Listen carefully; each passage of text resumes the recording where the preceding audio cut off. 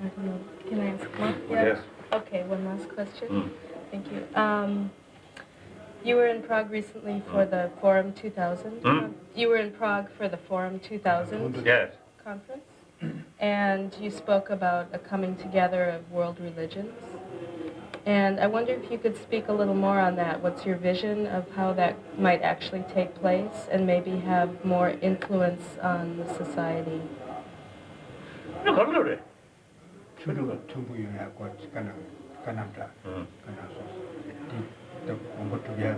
Which point? I mean, where I spoke in the cathedral or in the conference. Which At one? the Forum 2000 conference That's right. in Prague with President Havel. And you spoke at one point during the multicultural religious ceremony. Oh, yes, ceremony. That's right. That's right. Yes. Very beautiful. Thank you. And you called for religions, world religions, to put aside their differences. And oh yes, please at the cathedral, yes, compassion. in the church. Yes, Yes, that's right. Now I remember. Yes. And to please spread compassion together. And how can maybe world religions put aside their differences and spread your message? Usually, I always emphasize the development of harmony among the different religious traditions. It is very possible and should be. Now the method, perhaps that day I think I mentioned, that I can't remember now. Usually say I make a suggestion, say few points. One point, the meeting between the scholars of different religious traditions on academic level, discuss what is the differences, what is similarity, and then what is the reason those similarity, and also the reason for differences, I think, and made clear on the academic level. Then second, meeting between genuine practitioners from different traditions, exchange their inner deep spiritual experiences. Now, in my own case, as a result of meeting with some Christian monks or nuns, and also I think late Mother Teresa, after meeting with these people and exchange their inner experiences, it really helped a lot to me to develop proper sort of understanding about the value of or effectiveness about that tradition.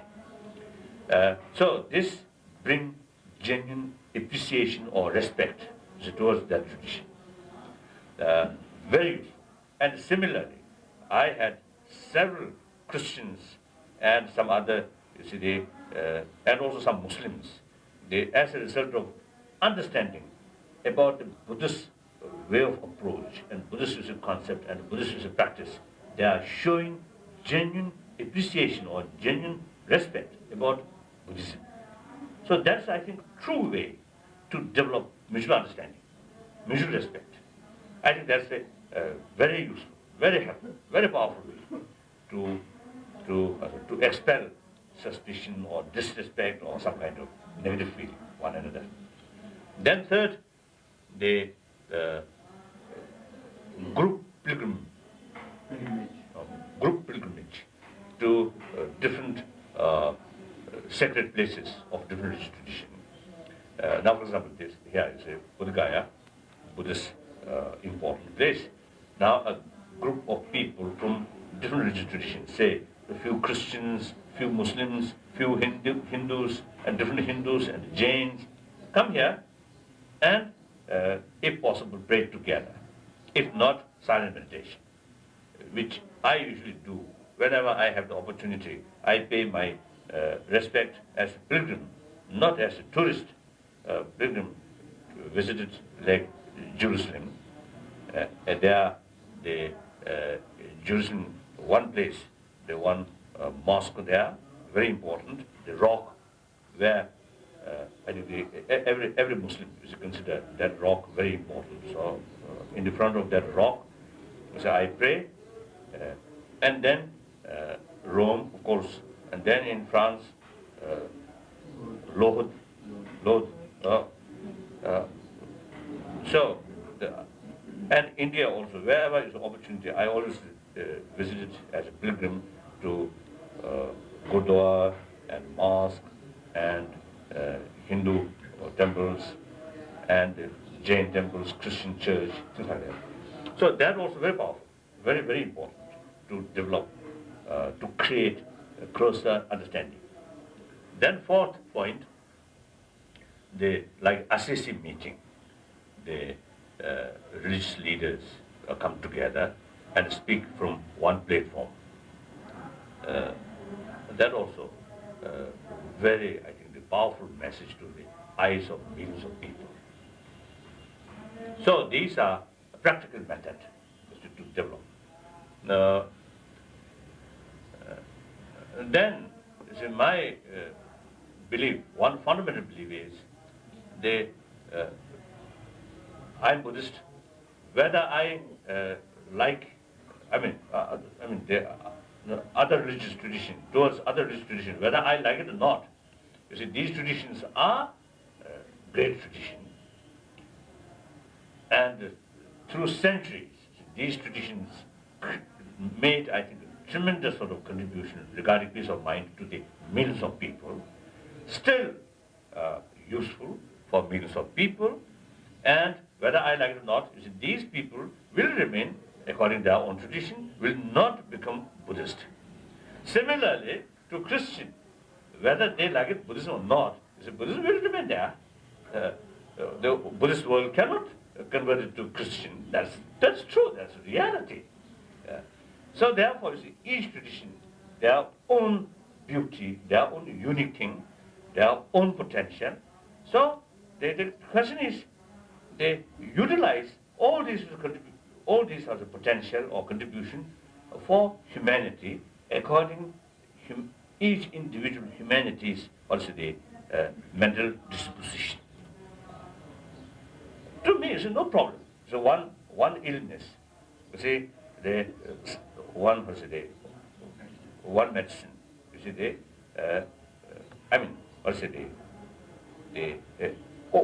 all medicine is the same sort of all medicines meant for cure of illness. So similarly, all religions are meant for good transformation of humanity. So on that level, all religions are same purpose, or I think same aim, I feel. The heavens or liberations, mokshas, these are different. For Buddhist, moksha or nirvana, not heaven. for Christian, heaven after final judgment. that is not for Buddhist. So it is all sort of, I think, the more or less individual cases, I feel. But the whole humanity, all religion, teach us, be a nice person, be a warm-hearted person, be a self-disciplined person. So all religion, you see, they have the same common aim to improve or to make a better world, happier world, peaceful world. So thinking this line, they think from the realistic viewpoint, there are different religions. All have the more or less the same potential to make good contribution for humanity. And humanity, there are different mental dispositions. Therefore, humanity need variety of religion. Therefore, the existence of different religions always there. So, from that fact, it is much better to live harmoniously, respect one another, even learning from one another is wonderful, really good thing. So that I feel possible, not only possible, we can achieve that. Yes, you want? What do you see of the future of Tibet and mainland China? In China now, the Buddhism has been starting to be revived. People really longing for Dharma.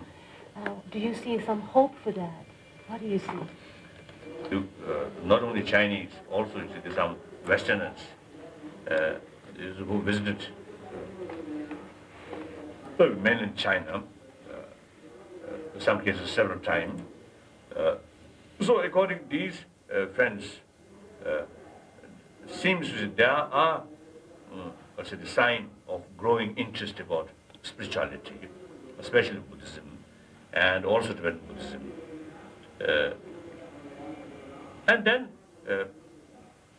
if you look back past history, in mainland China, there were big Buddhist communities and many Buddhist temples,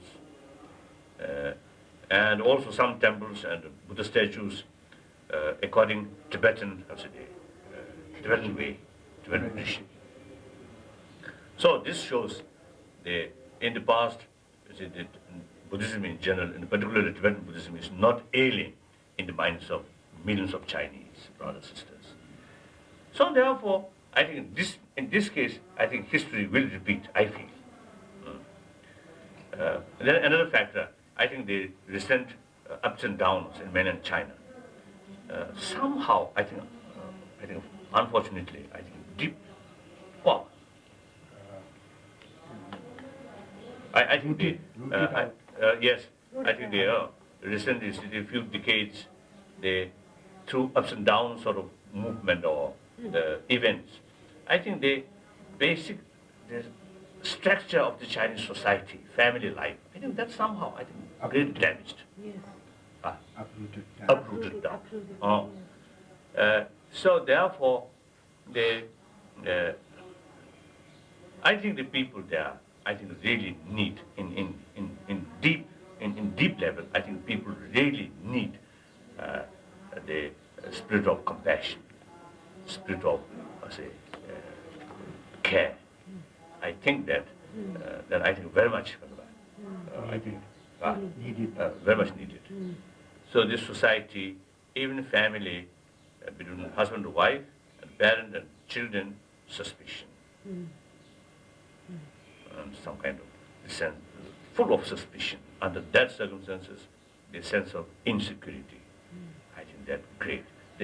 All they passed is communist countries, the totalitarian system. Although I'm not against the Marxist ideology as a whole, I found there are good points. But in the name of Marxism, the totalitarian system, I think that's very, very unfortunate. Very unfortunate.